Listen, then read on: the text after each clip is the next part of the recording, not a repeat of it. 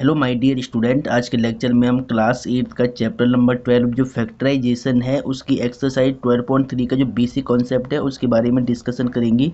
तो dear student, जो exercise 12.3 की जो बेसिक हेडिंग है वो देखिए क्या है, डिवीजन ऑफ एल्जेब्रिक एक्सप्रेशन। ठीक है डियर स्टूडेंट, जो एल्जेब्रिक एक्सप्रेशन होता है वो मोनोमियल, बाइनोमियल, ट्राइनोमियल, पॉलिनोमियल की फॉर्म में हो सकता है। ठीक है, उनको आपको डिवाइड करके उनकी वैल्यू फाइंड करनी होती है। ठीक है, एग्जाम्पल 13 को करने से पहले आपको कुछ फॉर्मूले याद रखने हैं जो आपने चैप्टर नंबर 11 में पढ़ा होगा। ठीक है, एक्सपोनेंट इन पावर में आपने कुछ फॉर्मूले पढ़े होंगे, वो भी यहाँ पर यूज होंगे। तो पहले हम कुछ फॉर्मूले लिख लेते हैं जो यूज होने हैं। ठीक है, देखिए पहले तो डियर स्टूडेंट, आपको पता है ये दो फॉर्मूले आपको याद होने चाहिए।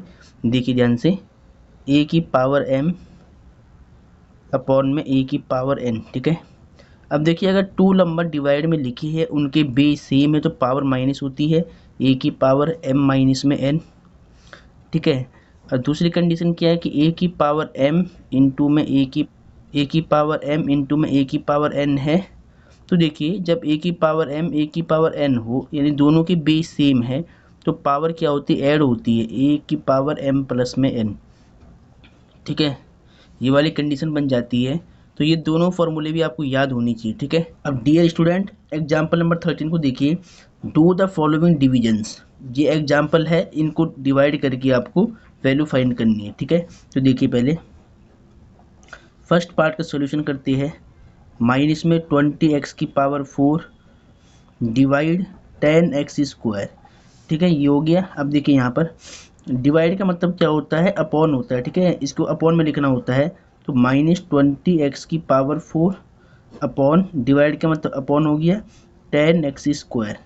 ठीक है, अब देखिए यहाँ पर जो नंबर है इसको आप अलग कर सकते हैं, -20 इंटू में x की पावर 4 और यहाँ पे देखिए 10 इंटू में x की पावर 2। ठीक है, अब डियर स्टूडेंट ध्यान से देखिए, 10 2 जो कितना होगा 20 होगा, तो यहाँ पे -2 बचेगा।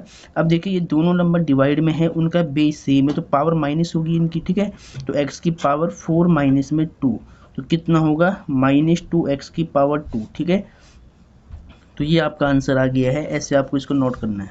अब सेकंड पार्ट का सॉल्यूशन देखिए, यहाँ पर देखिए सॉल्यूशन स्टार्ट करते देखिए पहले 7x square Y square Z square है, डिवाइड का मतलब क्या होगा, अपॉन 14 XYZ। ठीक है, अब देखिए 7 को अलग कर दो आप, x स्क्वायर है तो इसको लिखो x square into Y square into में जेड स्क्वायर। ठीक है, ऐसे ब्रेक कर देंगे फैक्टर को।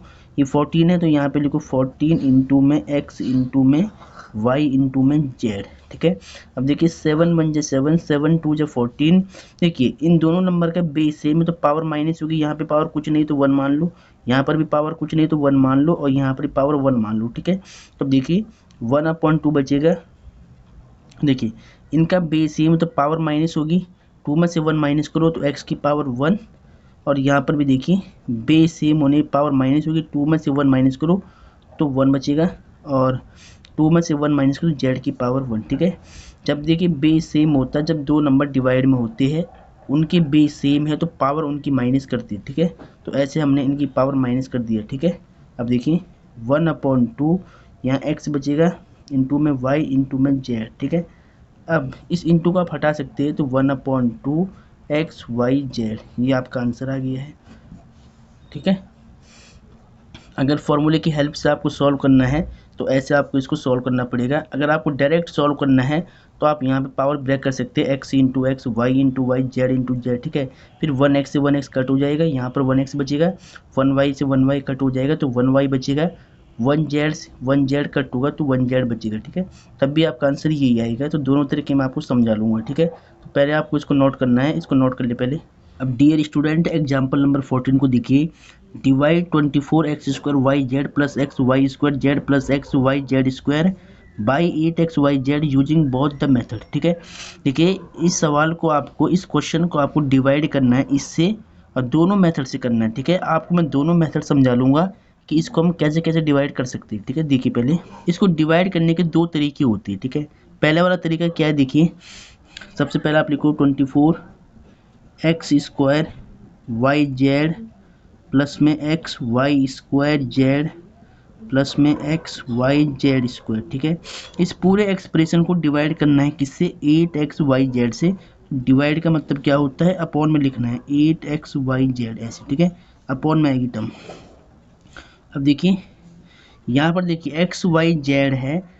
अब यही xyz अगर यहाँ पर भी कॉमन निकलता है तो आपको कॉमन निकालना है, ठीक है। नीचे देख करके कॉमन लेते हैं, xyz है तो यहाँ से भी xyz कॉमन आएगा। देखिए सभी में xyz है, इससे xyz कट जाएगा, ठीक है। देखिए तो यहाँ पर देखिए 24 लिखा हुआ है, इसको सेम लिख लो, ठीक है। यहाँ से xyz कॉमन निकाल लो तो xyz ये आपने कॉमन निकाला तो यहाँ पे क्या बचेगा 1x, यहाँ पे 1y, यहाँ पे 1z, अपॉन में देखिए 8xyz है, इसको सेम रखना है, ठीक है। अब देखिए 8 1 जो 8, 8 3 जो 24, ठीक है, और xyz से xyz कट हो गया पूरा, ठीक है। तो अब देखिए यहाँ पे कितना बचेगा 3, और यहाँ कितना बचेगा ब्रैकेट में x plus Y plus Z. ये आपका आंसर आ गया है, ठीक है।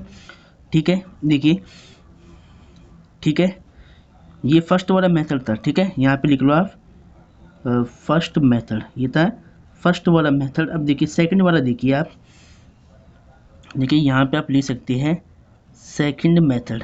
अगर सेकंड मेथड से आपको इसको सॉल्व करना है तो देखिए क्या करोगे आप, 24x square Y Z plus में X Y square Z plus में एक्स वाई जेड स्क्वायर, ठीक है। ऐसे ही अपॉन में देखिए 8xyz है। तो देखिए सेकंड वाला तरीका भी ऐसे ही होता है। देखिए कैसे, देखिए 8 1 जा 8, 8 3 जा 24, ठीक है। यहाँ से आप xyz कॉमन निकालोगे, xyz आपने कॉमन निकाला, यहाँ पे x बचेगा, यहाँ y बचेगा, यहाँ z बचेगा, और यहाँ पे देखिए xyz बचा, ठीक है। अब देखिए इनका बेस ए में पावर माइनस होगी तो 1 में से 1 जाएगा 0, x की पावर 0 उसकी वैल्यू 1 होती है, x की पावर 0, y देखिए यहाँ 1 यहाँ 1, बेस सेम होने पावर माइनस होगी, y की पावर 0, z की पावर 0 होगी, ठीक है, और x plus Y plus Z होगा। तो अब देखिए यहाँ पर 3, x की पावर 0 1, y की पावर 0 1, z की पावर 0 1, और इनटू में x plus Y plus Z, ठीक है। देखिए यहाँ पे 3 1 3 हो जाएगा, x plus Y plus Z हो जाएगा, ठीक है। देखिए यहाँ पर हमने फॉर्मूला यूज किया पावर का, इनकी पावर हमने माइनस करी है, x की पावर 0 का मान 1 होगा, वैल्यू 1 होगी, और y की पावर 0 की वैल्यू 1 होगी, z की पावर 0 की वैल्यू 1 होगी। आपने पावर और एक्सपोनेंट में एक फार्मूला पढ़ा था, देखिए आपने पढ़ा था कि a की पावर 0 इसकी वैल्यू 1 होती है, ठीक है। तो देखिए दूसरा वाला तरीका ये वाला होता है। तो बेसिक में मैंने आपको दोनों समझा लिए है, ठीक है।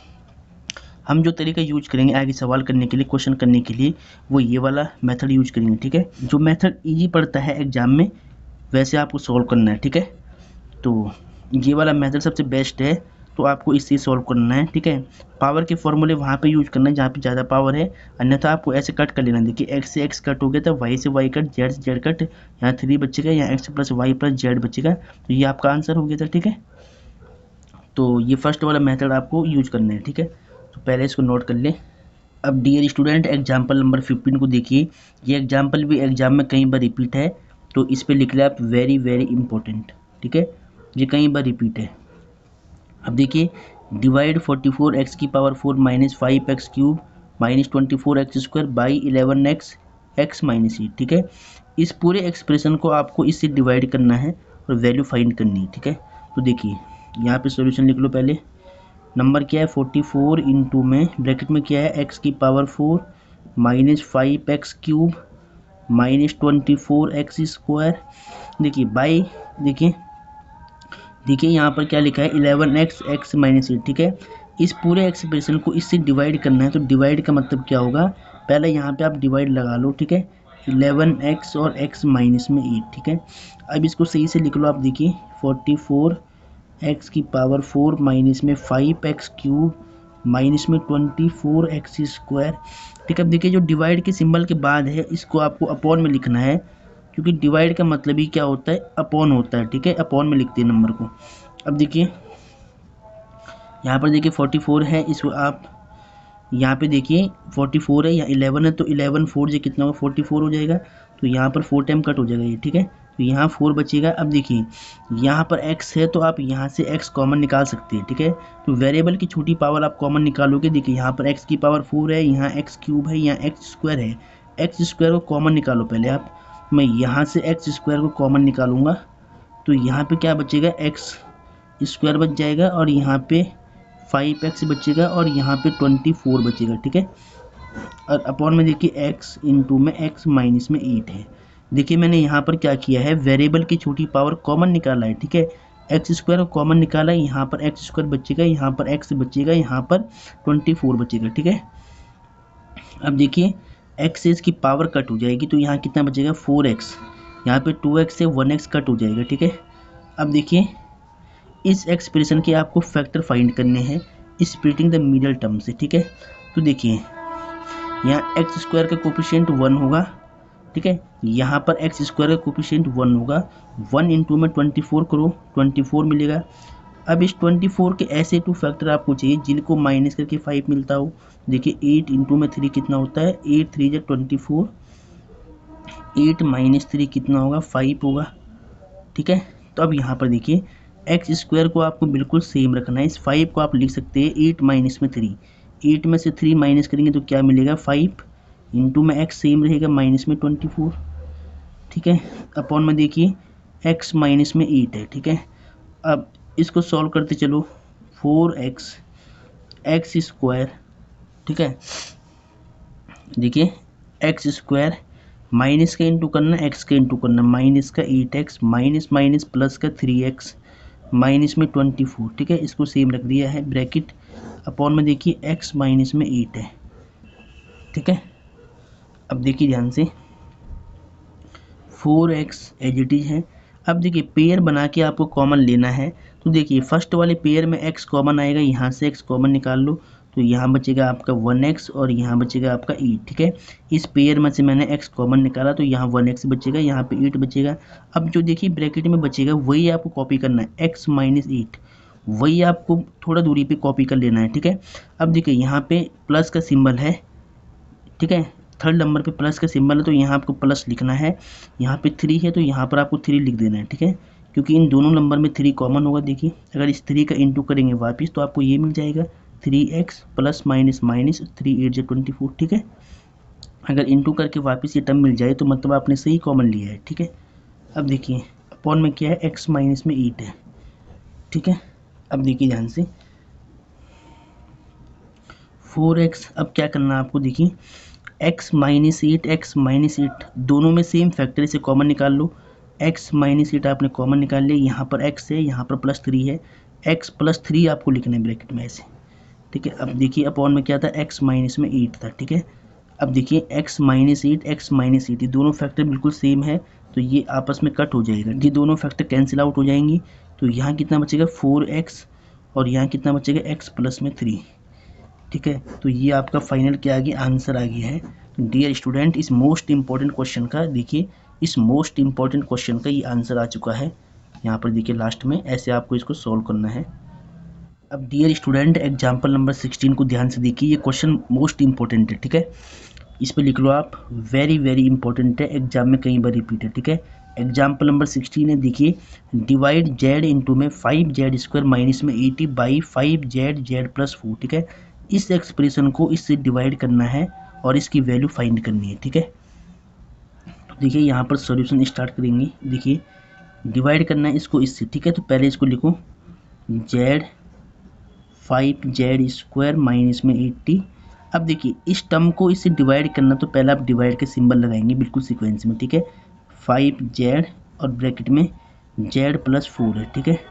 अब देखिए इसके बाद आपको लिखना है z इंटू में 5z स्क्वायर माइनस में 80, ठीक है।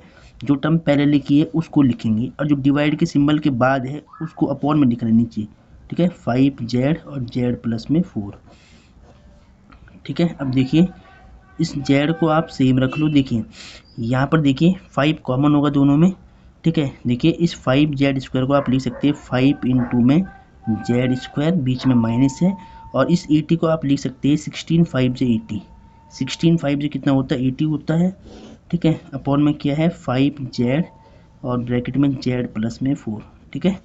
अब देखिए यहाँ पर जेड सेम रहेगा। इस ब्रैकेट में से देखिए 5 कॉमन है, इस 5 को आप कॉमन निकाल सकते हैं।